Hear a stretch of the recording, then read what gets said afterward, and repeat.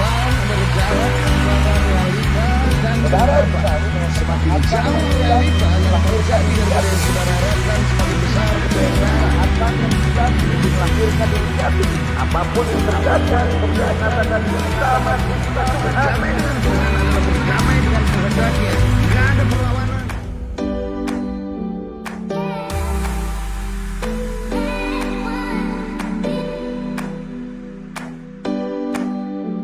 Shalom, selamat pagi. Gimana kabarnya? Saya ada program Kingdom Lifestyle. Setiap hari saya bagi-bagikan dalam program By You. By You itu artinya olehmu. Jadi begini, olehmu saya diberkati, olehmu saya disembuhkan, olehmu saya diberi kemenangan. Jadi Kingdom Lifestyle itu adalah seringkali kita singkat KLS, Kingdom Lifestyles. Itu adalah gaya hidup kerajaan sorga. Jadi sama seperti Yesus pada waktu dia berjalan di dunia ini, dia memakai cara hidup kerajaan sorga. Ini dia. Ikuti streaming kita setiap jam 9 pagi. Jadi setiap hari kalau saudara mengikuti streaming ini, saudara akan bisa melakukan firman Tuhan. Jadi untuk hari ini, mari saya beritahu kepada saudara, apa yang harus saudara lakukan menurut firman Tuhan hari ini. Oke?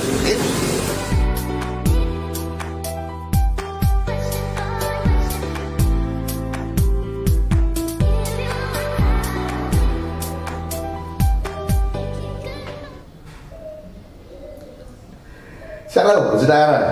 Jadi apa yang harus kita kerjakan hari-hari ini sesuai dengan Kingdom Lifestyle kita, KLS kita. Bacaan kita ada di kitab 2 Raja-Raja 15 sampai 16, Hosea pasal yang pertama dan Ibrani pasal yang pertama. Saya berbicara di sini adalah tentang bagaimana warisan orang tua. Suatu saat ada seorang yang sedang dalam kondisi menuju maut, dan kemudian semua anak-anaknya sudah berkumpul di pinggir tempat tidur. Anak pertama, anak kedua, anak ketiga, anak keempat, semua berkumpul. Lalu bapaknya ini pesan kepada anak yang pertama, "Nak, untuk tanah yang ada di kampung itu buat kamu, tapi jangan dijual," gitu kan.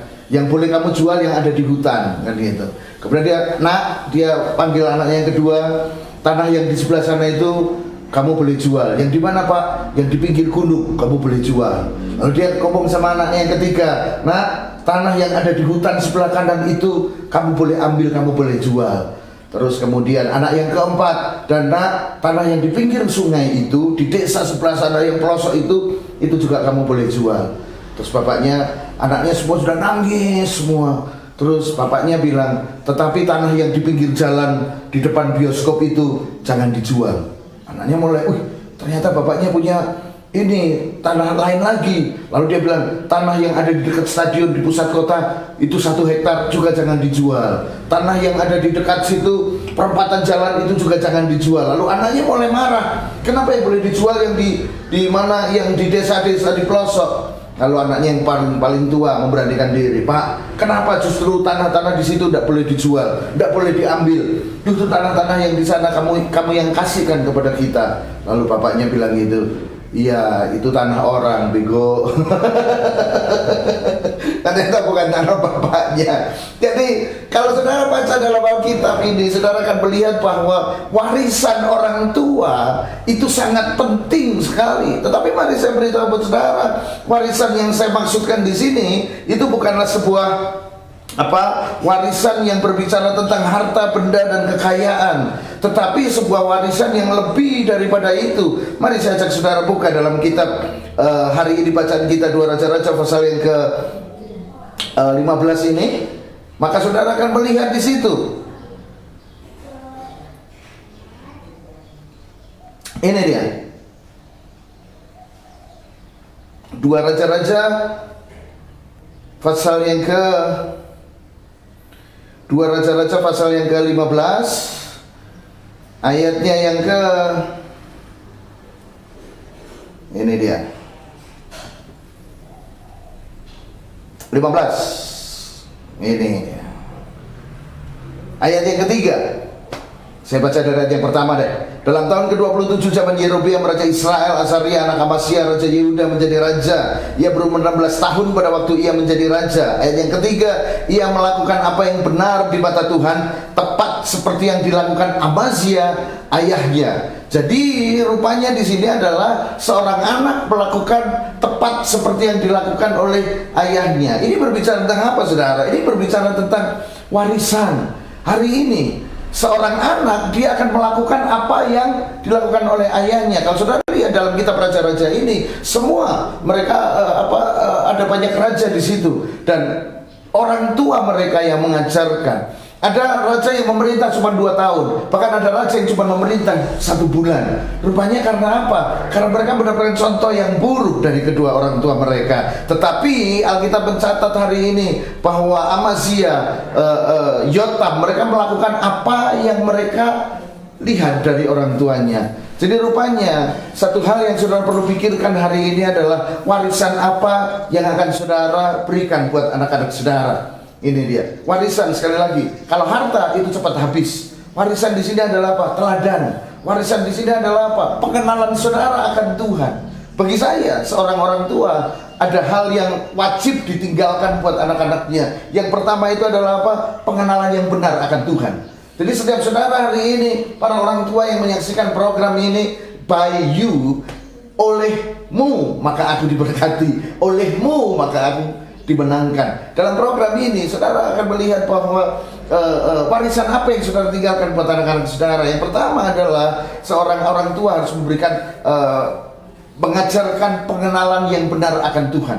Jadi ini tanggung jawab setiap orang tua. Kemudian yang kedua, ini berbicara tentang nama baik. Orang tua juga harus meninggalkan nama baik buat anak-anaknya. Kalau saudara melihat bagaimana Salomo harusnya dihukum oleh Tuhan karena segala apa yang dia perbuat lama-lama menjauh dari Tuhan. Tetapi Tuhan berkata begini, oleh karena Daud ayahmu, maka aku tidak akan memecah kerajaan Israel ini menjadi 2 selama kamu hidup. Jadi setelah Salomo mati, baru kerajaan Israel terpecah menjadi 2. Karena apa? Karena Daud ayahnya. Jadi seorang ayah, seorang orang tua harus memberikan warisan itu. Yang sangat penting adalah nama baik. Apakah tidak bangga ketika anak-anak saudara nanti, ketika mereka mencari kerja, ketika mereka bertemu dengan orang-orang mereka, orang-orang di sekitar mereka bilang, oh anaknya si ini, oh anaknya Pak ini, kan gitu. Oh iya, saya kenal bapakmu itu luar biasa. Saya kenal bapakmu dulu membantu banyak orang. Saya kenal bapakmu adalah orang yang jujur. Karena bapakmu jujur, pasti anak-anaknya juga jujur. Hei, orang tua memberikan warisan nama baik. Ini dia. Yang pertama, orang tua memberikan apa? Warisan apa? Pengenalan akan Tuhan, teladan. Dan yang kedua, nama baik. Yang ketiga, yang harus dipikirkan oleh saudara adalah apa? Orang tua wajib memberikan warisan ilmu. Warisan ilmu bisa didapat dari sekolah. Jadi para orang tua, berfokuslah untuk memberikan biaya terbaik, pendidikan terbaik buat anak-anakmu. Di sekolah, dalam kursus-kursus itu wajib. Sebab itu adalah apa? Bekal buat mereka nanti. Ini dia. 3 hal ini yang wajib menurut saya. Wajib. Pengenalan akan Tuhan, kemudian nama baik, dan apa? Ilmu. Berbicara tentang sekolah, skill, kemampuan. Dan kalau ada yang lain lagi, kalau ada berkat lebih, saudara bisa memberikan yang keempat ini, modal kerja. Tapi ini tidak harus. Saudara memberikan modal kerja untuk anak-anak saudara, tapi ini tidak harus. Ini dia. Kemudian yang kelima adalah apa? Saudara memberikan rumah, mobil, juga ini tidak harus. Tetapi yang harus adalah yang ketiga, pengenalan yang benar akan Tuhan, kemudian nama baik, dan ilmu setinggi-tingginya. Satu saat salah satu dari anak kami datang dan dia berkata gini, saya malas sekolah, saya malas sekolah. Terus saya bilang gini, oh iya malas sekolah, ya udah nggak masuk nggak apa-apa. Tetapi saya berikan gambaran, kamu nggak sekolah nggak apa-apa, nggak masuk sekolah nggak apa-apa, nggak mau sekolah juga nggak apa-apa. Karena orang-orang yang berhasil, yang sukses itu tidak melulu dari sekolah. Contoh, orang yang jualan di pasar itu mereka jualan di pasar, tapi uangnya mereka nggak kalah banyak dengan orang-orang yang bekerja di kantor. Cuman kalau jualan di pasar kamu tidak perlu sekolah tinggi-tinggi, gitu kan? Cuman dan bukan cuman, dan kamu juga bisa kaya. Jualan di pasar kamu juga bisa kaya. Banyak orang yang jualan di pasar, mereka juga hidupnya layak dan hidupnya sangat baik. Dan kamu tidak perlu sekolah tinggi untuk itu. Tetapi setiap hari kamu bertemunya dengan kuli pasar, kuli panggul, kamu panas karena tidak ada pasar yang ber-AC, kemudian pakaianmu ya pakaian biasa, pakaian harian, dan kamu boleh tidak mandi juga pergi kerja jualan di pasar karena tidak mandi juga nggak apa-apa. Tapi kalau kamu mau sekolah, sekolahmu tinggi, kamu bisa bekerja di kantor, pakai dasi, bertemu dengan orang-orang yang wangi, bertemu dengan suasana kantor yang bagus. Saya kasih gambaran seperti itu. Dan penghasilannya orang yang jualan di pasar dengan yang di kantor mungkin lebih besar yang jualan di pasar. Lalu tiba-tiba anak saya bilang begini, oh ya sudah, kalau gitu saya sekolah aja. Jadi ada hal-hal yang memang perlu kita wariskan kepada anak kita. Dan kalau saudara lihat juga dalam kitab Hosea, itu adalah seorang yang bagaimana Hosea disuruh Tuhan untuk mengawini seorang pelacur. Bayangkan seorang nabi mengawini pelacur, tapi yang luar biasa adalah Hosea mau mempercayai Tuhannya dan dia tetap mengerjakannya. Ini dia kepercayaan. Seorang anak juga harus memiliki kepercayaan yang penuh kepada kepada orang tuanya. Suatu saat ada sebuah sirkus jalanan. Ada sebuah sirkus jalanan, kemudian ada seorang yang dia naik sepeda roda satu di atas di atas bambu. Waduh, ditepukin tangan, dia boleh mondar-mandir sambil lepas tangan. Wah, ditepukin tangan. Lalu dia memberikan tantangan, siapa yang mau saya gendong? Lalu saya mau menyeberangi sungai ini. Jadi ada sungai besar di depannya, dan memang sudah disiapkan satu bambu. Dan dia berkata begini, siapa yang mau saya gendong? Lalu kita akan menyeberang sungai ini di atas bambu dengan sepeda roda satu. Wah, semua orang tepuk tangan, tapi tiba-tiba semua diam karena tidak ada yang berani. Semua takut, bahkan sampai si orang ini bilang, yang berani saya gendong, nanti saya kasih uang $100, gitu kan? Tidak ada yang berani. Tiba-tiba ada seorang anak kecil, dia mengangkat tangannya, saya. Waduh, semua orang lihat, waduh, hebat sekali ini anak. Dan benar, anak ini sambil ketawa-ketawa, dia naik ke pundak orang tua ini, lalu mereka mulai menyeberangi sungai di atas sebilah bambu dengan sepeda roda satu. Lalu semua lewat, semua menahan nafas, semua tegang. Tapi anak ini justru dia dada-dada, dia ketawa-ketawa, mondar-mandir, saudara. Begitu saat selesai sampai di situ, semua heran, semua kagum. Mereka tidak lagi kagum dengan bapak ini yang naik sepeda roda satu sambil gendong anak ini. Mereka kagum dengan anak ini. Kok anak ini berani? Kan gitu. Semua kagum, semua waduh, semua datang ke dia. Lalu ditanya, hei, kenapa kamu berani? Oh ya berani, kita di rumah sudah biasa melakukannya. Loh, di rumah sudah biasa melakukannya. Kamu melakukan sama siapa? Sama bapak saya. Bapakmu mana? Ya itu. Ternyata yang genjot sepeda bapaknya sendiri, saudara. Pantesan anak ini dah takut.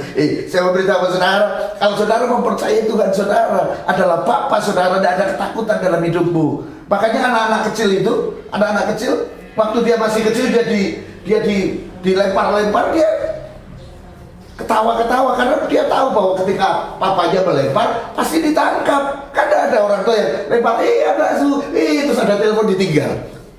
Kan dia ada, saudara. Kan dia tahu pasti ditangkap. Sama seperti Hosea.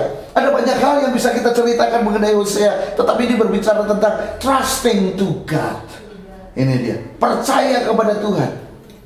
Karena memang saudara umat percaya. Kenapa saudara disebut umat percaya? Karena memang saudara harus percaya apapun kondisinya. Hari ini, kalau saudara melihat bacaan kita hari ini, yang pertama adalah warisan apa yang harus saudara berikan kepada anak-anak saudara. Itu pertanyaan buat saudara. Warisan apa yang akan saudara berikan kepada anak-anak saudara. Dan yang kedua, pelajaran yang kedua yang kita ambil pagi hari ini adalah bagaimana seberapa besar percayamu kepada Tuhan. Kondisi tidak memungkinkan, kondisi rasanya tidak mendukung setiap saudara. Masihkah saudara percaya kepada Tuhan? Sebab ketika hal ini saudara kerjakan, maka dalam kitab Ibrani pasal yang pertama, ayat yang pertama dan kedua, maka saudara akan melihat bagaimana Tuhan mempercayai saudara. Ini dia. Ada kalanya kita harus percaya Tuhan, tapi sampai pada satu titik maka Tuhan mempercayai saudara. Ini dia. Ayat yang kedua, Ibrani yang pertama, ayat yang kedua saya bacakan. Maka pada zaman akhir ini telah berbicara kepada kita dengan perantaraan anaknya. Bapak tidak perlu berbicara langsung kepada saudara, dia mempercayakan perkataannya kepada anak-anaknya. Hari ini saya berkata buat saudara, kalau saudara mau dipercaya oleh Tuhan, Yang pertama, perhatikan hidup saudara. Para orang tua, perhatikan hidupmu. Warisan apa yang harus saudara berikan kepada anak-anakmu. Dan yang kedua, percayalah sepenuhnya kepada Tuhan. Ini dia. Kadang-kala kita lebih percaya tetangga sebelah daripada Tuhan. Ketika beras habis, kontrakan habis, kita lebih percaya berhutang daripada masuk kamar.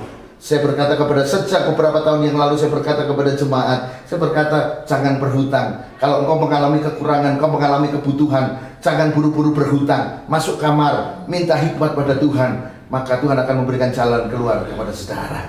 Amin. Sampai pada satu titik, saudara akan menjadi orang-orang yang dipercayai oleh Tuhan. Kingdom Lifestyle hari ini, by you, olehmu, oleh Tuhan, oleh Dia, olehmu aku diberkati, olehmu aku dipakai Tuhan, olehmu aku dipercayai. Tuhan Yesus memberkati saudara.